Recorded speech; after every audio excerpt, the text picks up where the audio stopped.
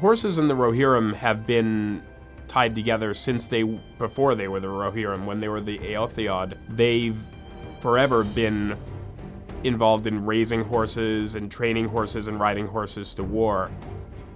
The Miras are the lords of all horses. They're sort of a strain of horses with extremely pure blood going back to time immemorial, who have developed this affection and mutual admiration for the kings and princes of Rohan. I looked at horses that might have some kind of connection with royalty in the real world, and when you think about those, things that come to mind are the battle mounts of the High Middle Ages.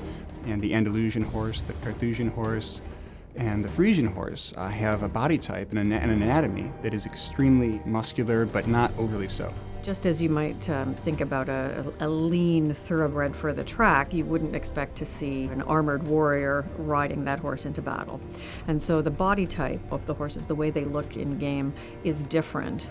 Another thing that we did is we gave them very prominent feathering on their hooves, which adds an element of floating to the effect when you see them run.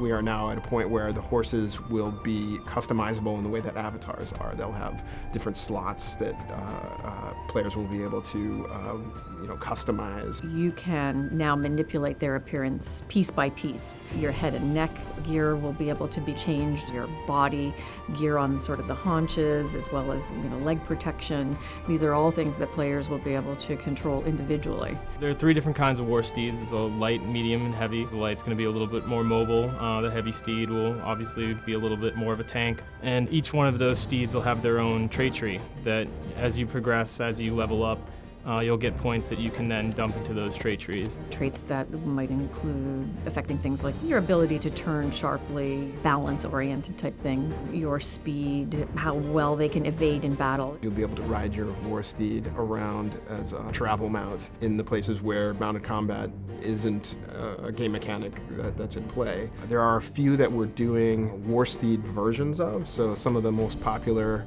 travel mounts will have war steed armor sets made from their designs so that players will be able to emulate what they may have liked on their travel mount on the war steed.